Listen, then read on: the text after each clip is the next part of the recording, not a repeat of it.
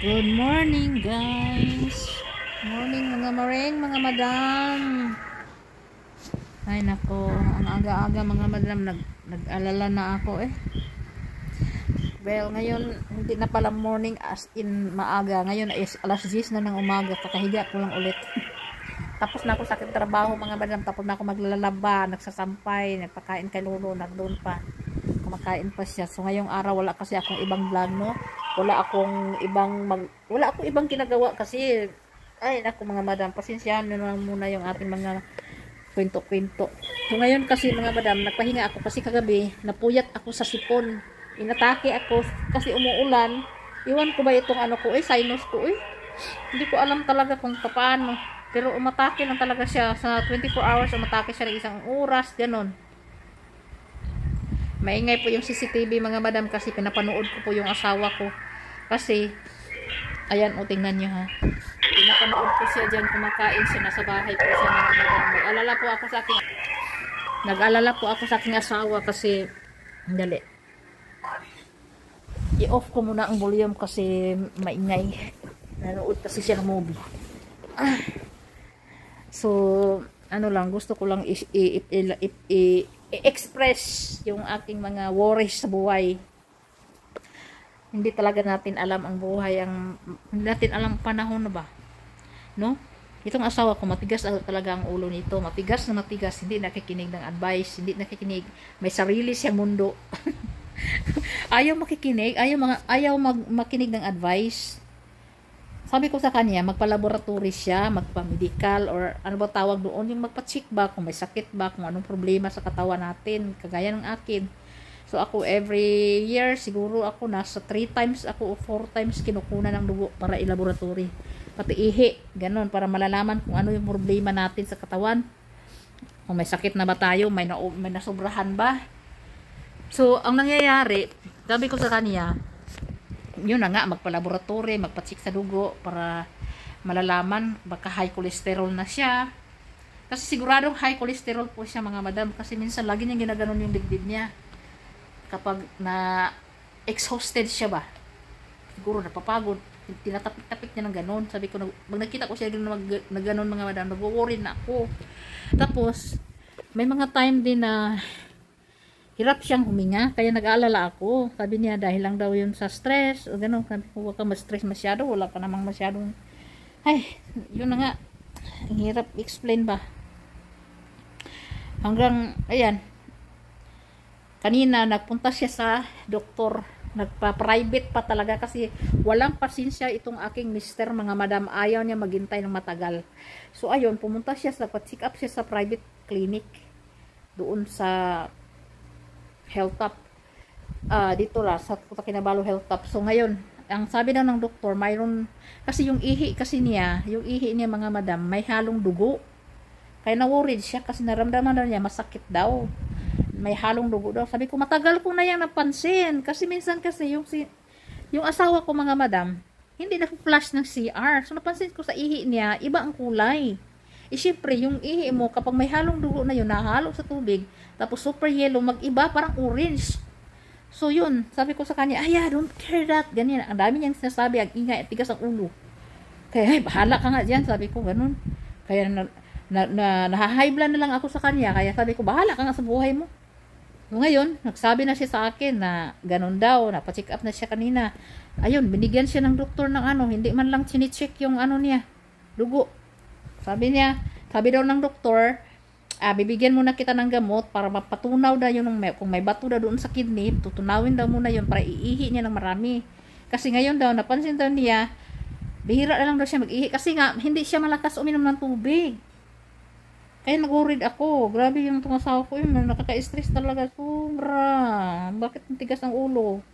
Sabi ko, walang silbi yung life insurance mo na yan, health insurance mo na yan, kung magkasakit na ka na. Sabi ko sa kanya, wala pa naman tayo malaking perang ipon.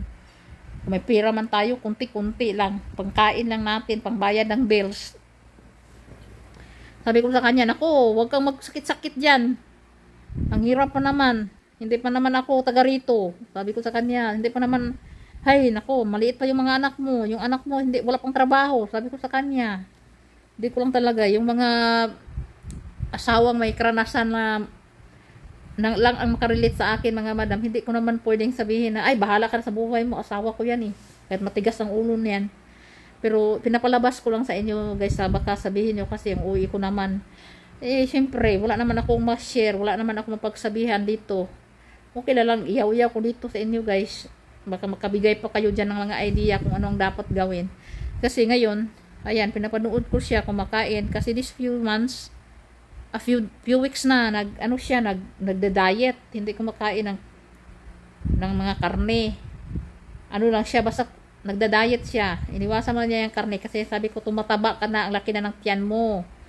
Mag-diet ka na. Sabi ko, tayong lahat tumataba. Pero mas nagwo-worried po ako. Kung nagwo-worried ako sa sarili kong health, mas nagwo-worried po ako sa asawa ko kasi wala siyang iniinom na maintenance. Wala siya, hindi niya alam kung ano yung problema sa katawan niya. Basta kaya, humihinga lang daw siya, okay na. Sabi ko na kanya, di, tumatanda ka na. 56 na po yung asawa ko ngayong August 31. So guys, nag-alala talaga ako sobra. Sino ba namang hindi mag-alala? Siyempre, maliit pa si Gavin, wala pang trabaho yung panganay ko. Nako, mahirap talaga guys pag wala si Mister. Mahirap pag magkasakit. Ayaw pa naman, wala siya pasensya sa public hospital or public clinic. Ayaw niya yung may maraming tao, gano'n, maghintay. Hindi yan siya mapasensyoso guys. Gusto niya siya agad ang entertainin. Kaya yun, nagpa-private. Ang mamahal pa naman mang private clinic or hospital. Diyos ko Lord. Kanina nayaw-yawan ko talaga si Mister. Ay nako, sabi ko, makinig ka kasi. Hindi ka naman sa lahat ng panahon tama eh. Nakakainis ka, nakaka-high blood ka na. Bahala ka na nga dyan. Sabi ko sa kanya. Ay, na-high blood ako ng maaga kanina mga maring. Pero, ayan. Tumahimik din naman siya kanina kasi nagyaw-yaw na talaga ako ng nagyaw-yaw. Sabi ko sa kanya, sige ka. Iwanan ko yung mga anak mo dito. Pag ako ang mainis, uwi ako ng Pilipinas. Sabi ba niyo? Huwag naman. Nakakainis kasi hindi makinig sa nga ano ko eh, payo ko eh. Sabi ko magpa-medical or magpa-laboratory. Sabi niya next na. Kagaya nung ngipin niya. Kagaya yung ngipin niya mga maring. Ano yan? Nabubulok na sa sigarilyo. Kaya siya lang ang nagbubunot. Wala na yan si ngipin. Dito na lang sa baba. Dito sa ibaba wala na. Siya lang nagbubunot niyan kasi ayaw niyang magpunta ng clinic dahil daw ang dami ng tichiburitse. Ayaw niya yung magpipila-pila pa siya, maghihintay pa siya, ganun. Na high blood ako sa kanya. Sabi ko, ano ka ba? Sumusobra na siya. Kaya kanina talaga hindi ako nakapag-control. Tinatalak-talakan talaga siya. Sinabi ko sa kanya, sandali lang ha. Pagpasensyahan nyo na lang yung itsura ko. Ganun talaga ako pag bagong gising. Wala akong ibang mablog ngayon kundi magyaw-yaw. Magyaw-yaw lang muna ako mga maring ha. Kay saon man mga maring ha.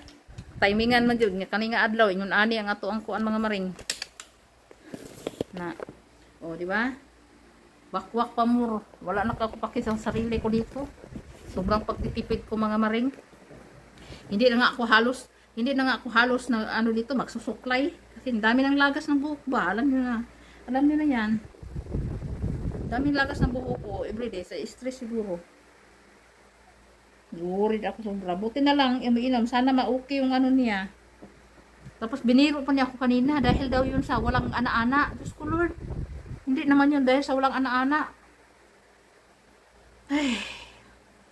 Nalulubat na ulit yung cellphone ko na isa. Napanood ko lang siya dito. Sa CCTV mga marin. Yan. Lagi ko siyang pinapanood dyan.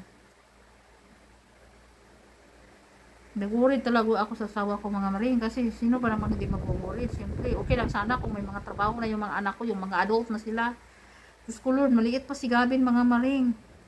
Paano pa? Matagal pa yung mag-aaral ni Gavin. Grade 2 pa lang si Gavin. Tapos yung panganay ko, naku, walang trabaho pa yun. High school pa. Kumbaga, grade 11 pa lang si Crystal. Masyadong magastos pa. Marami pang ano. Sabi ko sa kanya, naku, hindi pa naman ako ready. Wala pa naman tayong ano. Sabi niya, pupunta daw siya ng insurance. Sabi ko sa Prudential. O, sige, punta ka doon. Ano gagawin mo? Sabi niya, mag-ano daw siya doon para daw ma-discount yung pang-hospitalize niya or pang-clinic niya.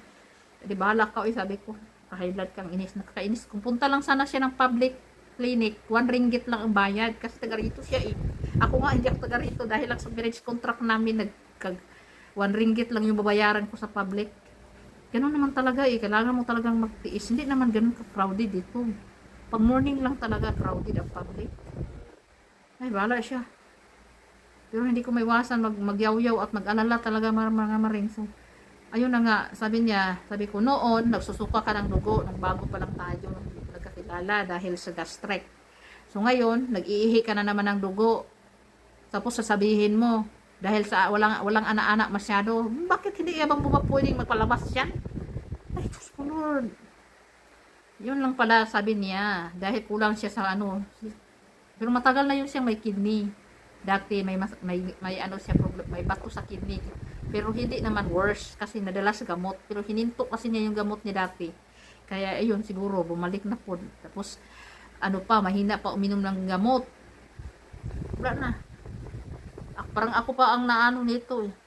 Sabi ko, papaano kita pag mapaano ka? Advance kasi ako masyado mag-isip. Papaano kung mapapaano ka? Sino mag-aalaga sa'yo sa ospital? Sino mag-aano sa'yo? Sino mag-aalaga sa'yo dyan sa bahay? Sabi pa niya, wala. Oh, yan na nga. Iisipin mo, puro ka wala. Isipin mo ba kung anong pwedeng mangyari? Hindi yung puro ikaw lang, puro okay lang, puro ano, tigas ng ulo. Diyos ko Lord, hindi ko na talaga alam eh. Kaya akala ng mga ibang tao, wala akong problema. Marami ang problema mga maring. Ngayon lang, ganito lang. Ganun talaga eh. Minsan dumadating yung mga problema. Yung iba naman, hindi nila sinasabi. Bigla na lang. Kagaya yung kaibigan ko mga maring. Ay, walang problema. Yung asawa niya, matigas din ng ulo eh. Bigla na lang namatay. Bigla na lang namatay. Eh, matanda na rin yun. 70 plus. Kaya, kasi matanda na yung asawa niya. Bigla na lang namatay. So, wala nang magawa. Tagapin na lang. Pero ako ayaw kong mangyari yun. Gusto ko talaga na gapat ba? Kasi baka pa naman yung asawa ko. Eh, 56 pa lang yung asawa ko. Tingnan nyo, malaki lang siya. Malaki lang talaga siya, mataba. Hindi naman as in sobrang taba. Sakto-sakto lang. Ganun. Tapos, nag-worried ako. Siya lang sa bahay ngayon kasi mga bata nasa school. Kaya yan, lagi ko siyang pinapanood. Minsan kinakausap ko siya sa CCTV. Mag-video call kami, ganun. Okay pa naman siya ngayon mga maring kasi ano lang naman. Umiihi lang siya talaga. Yung ihi niya may halong dugo lang daw ba? Yun lang ba? Kaya nag-worried talaga ako ng sobra. Hindi ko na alam. Ay, basta yun lang mga maring. Nag-share lang ako sa inyo, no? Sana maging okay. Madalas sa gamot para hindi na maglala. Pero sinabihan ko talaga siya na magpa-laboratory na siya para malaman lahat kung anong problema. Ako nga, bata pa ako, pero sa awa ng Diyos, ano lang eh. Yung problema ko lang, diabetic lang talaga. Pero itong diabetic, mula pagkabata ko pa itong mga maring, ngayon lang nalaman ba. Kasi nasalahi na talaga namin. Pero, ayan, at least kahit pa paano, may libreng gamot tayo dito at naagapan, may maintenance tayo naagapan. Pero yung sugar ko talaga is mag-up and down talaga siya mga maring, nagdepende sa lifestyle ko, nagdepende sa kinakain ko, ganun. Eh, yung trabaho ko pa naman dito, talagang tumakatataba ka kasi lagi ka lang nakahiga, walang exercise ba, kahit hindi ka kumakain ng marami, wala ka exercise, wala ka masyadong galaw-galaw, ganun pa rin. Bahala na si sugar. Ay, nako. Kakapagod din yung ganun, pero ganun na talaga ang buhay mga maring. Habang tumatanda tayo, ganun talaga. Accept na lang. At mag-ingat. So, yan. Sana maging okay ang lahat. Yan lang mga maring. So, thank you so much. Pasensya na kayo sa aking mga yaw-yawan for this video. For today's video pala. Kasi wala akong ma-upload talaga. Wala. So, bye-bye na.